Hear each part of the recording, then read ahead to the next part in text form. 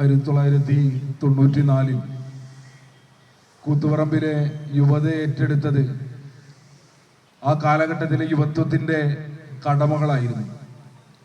ആ കടമയും ദൗത്യവും ഏറ്റെടുത്തുള്ള ഐതിഹാസിക സമരത്തെ ലോകത്താകെയുള്ള മനുഷ്യർ ആവേശത്തോടെയാണ് നോക്കിക്കണ്ടത്.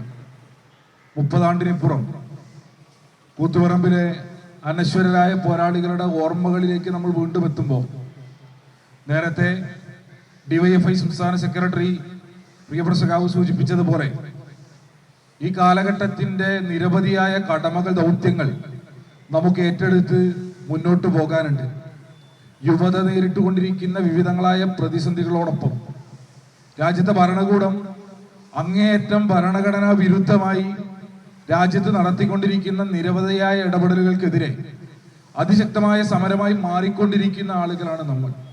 ആ സമരത്തിന്റെ തുടർച്ചയിൽ ഇന്ന് രാജ്യത്തിന്റെ ഭരണഘടന മുന്നോട്ട് വെക്കുന്ന എല്ലാ ഫെഡറൽ തത്വങ്ങളെയും വെല്ലുവിളിച്ചുകൊണ്ട് നമ്മുടെ നാടിനെതിരായി, കേരളത്തിനെതിരായി കേന്ദ്ര ഗവൺമെന്റ് നടത്തിക്കൊണ്ടിരിക്കുന്ന നിരന്തര ഇടപെടലുകൾ പല ഘട്ടത്തിലും സാമ്പത്തിക ഫെഡറലിസത്തെ ചോദ്യം ചെയ്യുന്ന നിലയിൽ ഈ നാടിനെ സാമ്പത്തികമായി ഞെരുക്കുന്നതിന് വേണ്ടിയുള്ള ശ്രമങ്ങളായിരുന്നെങ്കിൽ, പല ഘട്ടത്തിലും ഭരണഘടനാപരമായ നമ്മുടെ അവകാശങ്ങളെ റദ്ദ് ചെയ്തുകൊണ്ടുള്ള ഇടപെടലുകളായിരുന്നെങ്കിൽ, ഏറ്റവും ഒടുവിൽ അങ്ങേയറ്റം മനുഷ്യത്വ വിരുദ്ധമായി ഈ നാടിനകത്ത് നടന്ന ദുരന്തങ്ങളുടെ ഘട്ടത്തിൽ പോലും കേരളം എന്നുള്ളത് ഈ രാജ്യത്തെ ഒരു സംസ്ഥാനമാണെന്ന് പോലും കാണാതെ ഈ നാടിനെ മാറ്റി നിർത്തുന്നതിന് വേണ്ടി നടത്തിക്കൊണ്ടിരിക്കുന്ന ശ്രമങ്ങൾ, അതിനെ അടക്കം എതിർത്തു തോൽപ്പിക്കേണ്ടുന്ന വലിയ പോർമുഖത്താണ്, സമരമുഖത്താണ് നമ്മൾ ഉള്ളത് എന്ന ഓർമ്മപ്പെടുത്തൽ കൂടി ഈ ഘട്ടത്തിൽ സഖാക്കൾക്ക് മുൻപിലേക്ക് വെക്കുകയാണ്.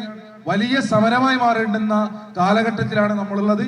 ആ സമരം നാടിന്റെ നിലനിൽപ്പിന് വേണ്ടിയാണ് എന്ന് ഓർമ്മപ്പെടുത്തിക്കൊണ്ട് ആ സമരഭൂമികയിലെ മുന്നോട്ട് പോക്കിന് കൂത്തുപറമ്പിലെ അനശ്വരരായ പോരാളികളുടെ ഓർമ്മകൾ നമുക്ക് കരുത്തായി മാറട്ടെ, ഇന്ധനവും ഊർജവുമായി മാറട്ടെ എന്ന് മാത്രം സൂചിപ്പിച്ചുകൊണ്ട് കൂത്തുപറമ്പിലെ പോരാളികളുടെ ഓർമ്മകൾക്ക് മുൻപിൽ ഒരു പിടി രക്തപുഷ്പങ്ങൾ അർപ്പിച്ച് ഇവിടെ പങ്കെടുത്തുകൊണ്ടിരിക്കുന്ന മുഴുവൻ ആളുകളെയും ഏറെ ആവേശത്തോടെ അഭിവാദ്യം ചെയ്തുകൊണ്ട് വാക്കുകൾ ചുരുക്കുന്നു.